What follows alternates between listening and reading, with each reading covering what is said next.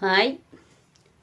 നമ്മുടെ ജീവിതത്തിൽ കുറേ ആനുകൂല്യങ്ങൾ നിന്ന് നമുക്ക് കിട്ടുന്ന ഒരു കാലം. ഇന്ന് നമുക്ക് പഞ്ചായത്തിൽ കുറേ കാര്യങ്ങൾ നിന്ന് നമുക്ക് ചെയ്ത് കിട്ടുന്നുണ്ട്. ചിലത് നമ്മളൊന്നും അറിയുന്നില്ല. ഇന്നിപ്പോൾ നമ്മുടെ ഈ ഫോണിലൂടെ നമുക്ക് ഒരുപാട് അറിവുകൾ നേടുന്നതാണ്. അത് ഏതെല്ലാം ആനുകൂല്യങ്ങളാണ് ഉള്ളത് എന്നുള്ളത്. ഇപ്പം നമ്മുടെ ചുരുക്കത്തിൽ പറയുകയാണെങ്കിൽ നമ്മുടെ ഒരു ഭിന്നശേഷി ആയ ഒരു വ്യക്തിയാണെന്നുണ്ടെങ്കിൽ അവർക്ക് പോയി അറിയാനായിട്ട് സാധിക്കില്ല. ചിലപ്പോൾ അവരുടെ വീട്ടിലെ ഒരു ടി വിയോ ഫോണോ ഒന്നും ഉണ്ടായിരിക്കില്ല. അപ്പോൾ അവർക്കൊരു അറിവ് കിട്ടാൻ ഭയങ്കര ബുദ്ധിമുട്ടാണ്. അങ്ങനെയാണെങ്കിൽ ഈ ഇതൊക്കെ നമ്മുടെ വീടുകളിലുണ്ടെങ്കിൽ ഒരു ഫോണോ ടി വി ഒക്കെ ഉണ്ടെങ്കിൽ നമുക്ക് ഇനി ഒരു റേഡിയോ ഉണ്ടെങ്കിൽ നമുക്ക് ഒരുപാട് കാര്യങ്ങൾ നമുക്ക് അറിയാൻ സാധിക്കും. നമ്മൾ അറിവിന് വേണ്ടി നമ്മൾ അന്വേഷിച്ച് നടക്കണം. എവിടെയാണ് എന്താണ് ഒരു വ്യക്തിയെ നമ്മൾ പരിചയപ്പെടുമ്പോൾ നമുക്ക് എന്തെങ്കിലും ആ വ്യക്തിയിലൂടെ നമുക്ക് എന്തെങ്കിലും അറിയാനുണ്ടോ എന്ന് നമ്മൾ ശ്രമിക്കണം. അപ്പോഴാണ് നമുക്ക് നമ്മുടേതായ നേട്ടങ്ങൾക്ക് നമുക്ക് പോകാൻ പറ്റുള്ളൂ.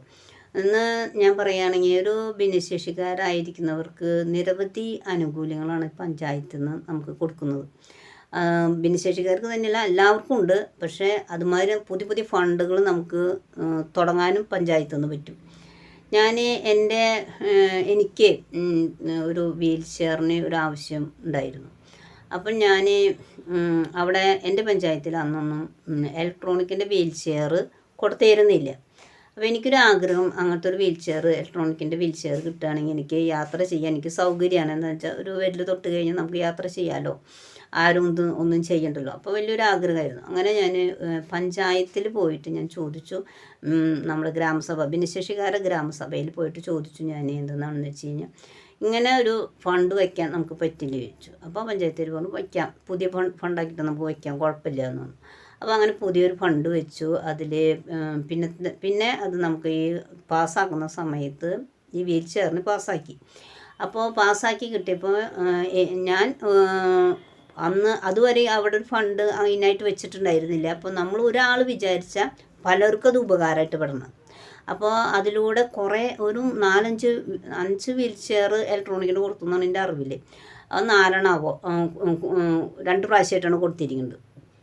അപ്പോൾ ഒരാൾ ചോദിച്ചപ്പോൾ 4-5 പേർക്ക് അത് ഇത് കിട്ടി. എന്നതുപോലെ നമുക്ക് ഒരുപാട് കാര്യങ്ങൾ നമ്മൾ ഓരോ സ്ഥലങ്ങളിലും നമ്മൾ പറയണം. ഇന്ന ആവശ്യങ്ങൾ നമുക്കുണ്ട്, അത് നമുക്ക് ചെയ്ത് കിട്ടാൻ പറ്റുമോ എന്ന് നമ്മൾ അന്വേഷിച്ച് അത് നേടിയെടുക്കാൻ പറ്റുന്നതാണെങ്കിൽ നമ്മൾ നേടിയെടുക്കാൻ തന്നെ ശ്രമിക്കണം. അതിന് വേണ്ടിയിട്ട് എനിക്കൊന്നും കിട്ടണില്ല, നമുക്കൊന്നും അറിയണില്ല, നമുക്ക് ഒന്നുമില്ല എന്ന് വിചാരിച്ചിരിക്കരുത്. അതുമാതിരി ജോലി സാധ്യതകൾ ഒരുപാട് ഭിന്നശേഷിക്കാർക്ക് പ്രത്യേകിച്ചുണ്ട്. ജോലി സാധ്യതകൾ ഒരുപാടാണ് കിടക്കുന്നത്. അതൊക്കെ നമ്മൾ അന്വേഷിക്കുക തന്നെ വേണം. അത് നമുക്കൊരു എവിടെ ഒരു അപേക്ഷ നമ്മൾ വെച്ചാലും നമ്മൾ ചെയ്യേണ്ടത് എന്താണെന്ന് വെച്ചാൽ അതിൻ്റെ കൈപ്പറ്റി എന്നുള്ള റെസീറ്റ് നമ്മൾ മേടിക്കണം. അല്ലാതെ നമ്മളവിടെ അപേക്ഷ വെച്ച് കൊടുത്തു എന്ന് പറഞ്ഞുകൊണ്ട് ഒരു കാര്യമില്ല. നമ്മളത് റെസീറ്റ് കൈപ്പറ്റിയെങ്കിൽ മാത്രമേ അത് ഉപകാരപ്പെടുള്ളൂ. പിന്നെ നമ്മൾ ഇടയ്ക്കൊന്ന് അന്വേഷിക്കണം, നമ്മൾ ഏതായി എന്ന് അന്വേഷിക്കുമ്പോൾ അവർക്ക് ചൂടുണ്ടാവും. അവർ ഇടയ്ക്കിടയ്ക്ക് ചോദിക്കുന്നുണ്ട്, അപ്പോൾ നമുക്കത് കൊടുത്തേ പറ്റുള്ളൂ എന്ന് വിചാരിക്കും. ചില പഞ്ചായത്തുകളിലൊന്നും ഇപ്പോഴും ഇങ്ങനത്തെ ഇതൊന്നും ചിലത് കൊടുക്കണില്ല. ചില പഞ്ചായത്തുകാർ ഇതെങ്ങനെയുണ്ടോ എന്നൊക്കെ അതുമാതിരി നമ്മളിപ്പോൾ ഒരു അപേക്ഷ വയ്ക്കുമ്പോൾ നമുക്ക് ഇങ്ങനെ വീൽ ചെയറും കാര്യങ്ങളൊക്കെ ആകുമ്പോൾ ഒരു പഞ്ചായത്തിലും ഞാൻ അറിഞ്ഞ അറിവ് വെച്ചിട്ട് ഒരു പഞ്ചായത്തിൽ ഇന്നതൊക്കെ കൊടുക്കുക എന്നുള്ള ഒരു ഇതില്ല. നമുക്ക് ആവശ്യമുള്ള നമുക്ക് പറ്റുന്ന ഉപകരണങ്ങൾ അവർക്ക് കൊടുക്കാൻ പറ്റും. ഈ പഞ്ചായത്തുകാർക്ക് കൊടുക്കാം. അവർ ഇന്ന സാധനങ്ങളെന്ന് പറഞ്ഞു കഴിഞ്ഞാൽ ഇത് ചെയ്യും. അല്ലാതെ എനിക്ക് പണ്ടൊരു ധാരണ ഉണ്ടായിരുന്നു, ഇവർ കൊടുക്കുന്ന വീൽ ചെയർ അത് പഞ്ചായത്തിൽ നിന്ന് എല്ലാ പഞ്ചായത്തുകൾക്കും ഒരു നിയമം ഉണ്ടാവും, അതുപോലെയാണ് ചെയ്യുക. എനിക്ക് അറിവില്ലാത്ത കാലത്ത് അങ്ങനെയായിരുന്നു. പിന്നെ ഞാനത് ചോദിച്ചറിഞ്ഞതിന് ശേഷം മനസ്സിലായി നമുക്ക് ഏത് തരത്തിലാണ് നമുക്ക് ഉപകാരം. ഈ വീൽ ചെയർ ആയാലും എന്ത് സാധനമായാലും ഇപ്പോൾ കാഴ്ചയില്ലാത്തവർക്ക് കണ്ണാട, അതുമാതിരി കേൾവിയില്ലാത്തവർക്ക് ചെവിട്ടിൽ നമുക്ക് കേൾക്കാനുള്ള ഉപകരണമുണ്ട്. അതുമാതിരി നടക്കാൻ സാധിക്കാത്തവർ, കാലിന് ബുദ്ധിമുട്ടൊക്കെ ഉള്ളവർക്ക് എല്ലാ ഇതും ഇപ്പം കിട്ടുന്നുണ്ട്. അപ്പം നമ്മളത് ഏതാണ് നമുക്ക് ഗുണം ചെയ്യുന്നത് അത് നമ്മൾ അന്വേഷിച്ച് കണ്ടെത്തുക. അത് നമ്മുടെ ഗ്രാമസഭയിൽ അവതരിപ്പിക്കുക. ഇങ്ങനെ ഗ്രാമസഭയിൽ പറയുക, ഇങ്ങനെ കമ്പനിക്കാർ നല്ലതാണ് ഇറക്കുന്നത്, അപ്പം നമ്മുടെ പഞ്ചായത്തിൽ അത് ചെയ്തുകൂടെ എന്ന് ചോദിക്കുക. അപ്പോൾ അവർ ചെയ്യാനായിട്ട് അത് ഗ്രാമസഭയിൽ എഴുതിപ്പിക്കുക. നമ്മൾ ചെയ്യേണ്ടത് അത് എഴുതി വെക്കുക. ആ ഗ്രാമസഭയിൽ പറഞ്ഞു വെച്ച് പിന്നത്തെ ഗ്രാമസഭയിൽ അവരൊന്നും ചെയ്ത് നമുക്ക് ചോദിക്കണത് നമ്മൾ ചോദിച്ചാൽ മാത്രമേ അത് മനസ്സിലാവുള്ളൂ. അതുമാതിരി തന്നെ നമ്മുടെ വീടുകളിൽ നമ്മുടെ ഈ വീടുകളിൽ എന്ന് പറയുന്ന ഈ ഭിന്നശേഷിക്കാരുടെ കാര്യമാണ് ഞാൻ ഇപ്പോൾ ഇത് പറയണത്. വീടുകൾ ഒറ്റപ്പെട്ട് ഒരുപാട് ഭിന്നശേഷിക്കാരിരിക്കുന്നു. പക്ഷെ മാതാപിതാക്കൾ നമ്മളെ വിട്ടിട്ട് പോവും. നമ്മളെ വിട്ടിട്ട് മാതാപിതാക്കൾ പോയി കഴിഞ്ഞാൽ ഈ ഭിന്നശേഷിക്കാർ മക്കൾക്ക് ആരും ഇല്ലാത്തൊരു ഇതിലാണ് വരണത്. എന്നുവെച്ചാൽ മുതലാണെങ്കിൽ വേറെ സഹോദരങ്ങൾ അവർ നോക്കുന്നുണ്ടാവില്ല. ഈ മുതലൊന്നും ഇവർക്ക് എഴുതി വെക്കാതെ മാതാപിതാക്കൾ പോകുന്ന ഒരു കാലമുണ്ട്. പക്ഷേ നമ്മൾ ആദ്യം ചെയ്യേണ്ടത് നമ്മുടെ കുടുംബത്തിൽ നിന്ന് നമ്മൾ അവകാശം വാങ്ങിക്കണം. നമ്മൾ എപ്പോഴായാലും അപ്പനും അമ്മോടും പറയാം. അപ്പോൾ അപ്പനും അമ്മയും കാലം കഴിഞ്ഞാൽ ഞാൻ ഒറ്റപ്പെടും, അല്ലെങ്കിൽ അപ്പനമ്മയും ചിന്തിക്കണം എൻ്റെ മക്കൾ ഒറ്റപ്പെടരുത്, അവർക്ക് എന്തെങ്കിലുമൊക്കെ ഞാൻ ചെയ്തു വെച്ചിട്ട് വേണം പോകണമെന്ന് വിചാരിക്കണം. അപ്പോൾ ഇതൊക്കെ എൻ്റെ ജീവിതത്തിൽ ഇതൊക്കെ നടന്നിട്ടുള്ള കാര്യമാണ് ഞാൻ പറയുന്നത്. എന്ന് വെച്ചാൽ എൻ്റെ ജീവിതത്തിൽ എനിക്ക് അതൊക്കെ ഞാൻ എൻ്റെ അപ്പനോട് പറഞ്ഞ് അതെല്ലാം റെഡിയാക്കി. അതുപോലെ നമ്മൾ പഞ്ചായത്തിൽ നമുക്ക് ആവശ്യമുള്ള ചോദിച്ച് അത് ഞാൻ വാങ്ങിച്ചു.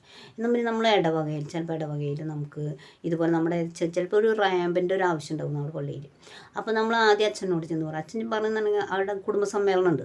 ആ കുടുംബസമ്മേളനം നമ്മുടെ കുടുംബ യൂണിറ്റുകളുണ്ടാവും. അപ്പോൾ ആ യൂണിറ്റ് അവതരിപ്പിക്കുക, അത് എഴുതിയിട്ട് തന്നെ അവിടെ വെപ്പിക്കുക. നമ്മളിങ്ങനെ ഒരു ആവശ്യം നമ്മൾ പറഞ്ഞിട്ടുണ്ട് എന്ന് പറഞ്ഞാൽ ഈ ഭിന്നശേഷിക്കാരെന്നല്ല ആർക്കായാലും നമുക്ക് കിട്ടേണ്ട ആനുകൂല്യങ്ങൾ നമ്മൾ ചോദിച്ച് വാങ്ങിക്കുക. അർഹതയുള്ളത് മേടിക്കാൻ ആരും മടിക്കണ്ട, ആരുടെ അടുത്ത് ചോദിക്കാൻ ഒരു പേടിയും പേടിക്കണ്ട. ധൈര്യം പോലെ പോയിട്ട് അർഹതയുള്ളതാണ് നമ്മൾ വാങ്ങിക്കണം. അതുപോലെ നമ്മൾ പൊതുജനങ്ങളിൽ നിന്ന് ഇപ്പോൾ ഒരുപാട് സംഘടനകൾ നമുക്കുന്നുണ്ട്. എത്രയോ സംഘടനകളാണ് നമുക്കുള്ളത്. അപ്പോൾ ആ സംഘടനകളിൽ നിന്നൊക്കെ നമുക്ക് അർഹതയുണ്ടെങ്കിൽ നമ്മളത് ചോദിച്ച് വാങ്ങിക്കുക. അർഹതയില്ലാത്ത നമ്മൾ മേടിച്ച് കൂട്ടാതിരിക്കുക. എന്താണെന്ന് വെച്ചാൽ നമുക്ക് വേണ്ട, ആവശ്യമില്ല. അത് ചില വ്യക്തികൾ എന്താണെന്ന് വെച്ചാൽ കുറേ മേടിച്ചുണ്ടാക്കിയിട്ട് അത് ഉപകാരപ്പെന്നെ ചില നമ്മൾ വിചാരിച്ച പോലത്തെ സംഭവങ്ങളല്ല നമുക്ക് കിട്ടുന്നത്. അപ്പോൾ അങ്ങനെയും കുറേ നശിച്ചു പോകുന്നുണ്ട്. അപ്പോൾ ഒരു വ്യക്തിക്ക് നമ്മൾ ഇപ്പോൾ ഒരുപാട് സാമ്പത്തികമായി സഹായിക്കുന്ന ഒരുപാട് വ്യക്തികൾ നമുക്ക് കടന്നു വന്നിട്ടുണ്ട്. അപ്പോൾ ഈ വീഡിയോ കാണുന്നവർ എന്തെങ്കിലും സഹായം ചെയ്യാൻ ആഗ്രഹിക്കുന്നവരുണ്ടെങ്കിൽ ഇതിപ്പോൾ ഞാൻ ഭിന്നശേഷിക്കാരുടെ കാര്യമാണ് ഇപ്പോൾ കൂടുതലും പറയുന്നത്. അവർക്ക് പറ്റുന്ന വീൽ ചെയർ അവർക്ക് എങ്ങനെയാണ്, ഇപ്പോൾ ഞാൻ പറഞ്ഞത് വീൽ ചെയർ എന്ന് പല മോഡൽ വീൽ ചെയറുണ്ട്. അവർക്ക് ഏറ്റവും സൗകര്യമുള്ള ഒരു വീൽ ചെയർ എന്താണെന്ന് വെച്ചാൽ അവരുടെ കാല് വയ്ക്കുന്ന പടി വയ്ക്കുന്ന അത് ഊരിയെടുക്കാൻ പറ്റുന്നതായി കഴിഞ്ഞാൽ വണ്ടിയിലേക്ക് കയറാനോ ഇറങ്ങാനൊക്കെ നല്ല സൗകര്യം ഉണ്ടാവും. അതുമാതിരി അവർ കൈ വയ്ക്കുന്ന ആ പിടുത്തം ഊരിയെടുക്കാൻ പറ്റുന്നതാണെങ്കിൽ കട്ടിൻ്റെ മുകളിൽ നിന്നൊക്കെ കയറിയിരിക്കാൻ സൗകര്യമാണ്. ഇതൊന്നും അറിയുന്നില്ല. ഇതിപ്പോൾ ഒരു പഞ്ചായത്തിലെ ഒരു മെമ്പറോ അല്ലെങ്കിൽ ഇത് ആർക്കും ഇതിനെക്കുറിച്ച് അത്ര അറിയാതെയാണ് ഇവർ. പക്ഷേ ഈ മീറ്റിങ്ങുകളൊക്കെ വയ്ക്കുമ്പോൾ ഇതിന് അറിവും കാര്യങ്ങളും ഉള്ളവരോടൊന്ന് ചോദിച്ച് മനസ്സിലാക്കിയതിന് ശേഷം ഇങ്ങനത്തെ ഉപകരണങ്ങൾ കൊടുക്കണമെന്ന്. ചിലപ്പോൾ ഈ ഭിന്നശേഷിക്കാർക്ക് തന്നെ അറിയില്ല. എന്നുവെച്ചാൽ അവർക്ക് ഇപ്പോൾ ഈ ഫോണും കാര്യങ്ങളൊന്നും ഇല്ലാത്ത കാരണം അവർക്ക് തന്നെ അറിയില്ല ഇങ്ങനത്തെ ഒക്കെ ഉണ്ടോയെന്ന് അറിയില്ല. ഞാനിങ്ങനെ ഓരോ സ്ഥലങ്ങളിൽ ചെന്നപ്പോൾ ഇങ്ങനെയുണ്ടോയെന്നാണ് ചോദിക്കുന്നത്. അപ്പോൾ ഇങ്ങനെയൊക്കെ ഉണ്ട്. അപ്പോൾ ഈ വീഡിയോ കാണുമ്പോൾ നിങ്ങൾക്ക് മനസ്സിലാവും ഇങ്ങനത്തെ എന്ത് കൊടുക്കുകയാലും ആര് കൊടുക്കലും ഒരു 10,000 രൂപ ഒരാൾ കൊടുക്കാൻ വിചാരിക്കുന്നത് നല്ലൊരു വീൽ ചെയർ, തരക്കേടില്ലാത്തൊരു വീൽ ചെയർ കിട്ടും. അങ്ങനെ നമ്മുടെ അടുത്തുള്ള വ്യക്തികളോ നമ്മളെ പരിചയത്തിലോ ആർക്കെങ്കിലും നേരിട്ട് കൊടുക്കാനായിട്ട് പറ്റുന്നവർ നേരിട്ട് കൊടുക്കുക. അവരുടെ വിവരം ചോദിച്ചറിഞ്ഞു കൊടുക്കുക. അല്ലാതെ നമ്മളൊരു വീൽ ചെയർ കൊടുത്തു, അത് കുറേ ഫോട്ടോ വന്നു, കുറേ വീഡിയോ വന്നു, അതുകൊണ്ടല്ല കാര്യം. അത് വെറുതെ നമ്മൾ വേസ്റ്റായി പോവുകയാണ് അങ്ങനത്തെ കിട്ടുന്നത്. പക്ഷേ അത് ചെയ്യാതെ നമ്മൾ ചെയ്യണം, അവർക്ക് ഉപകാരപ്പെടണം.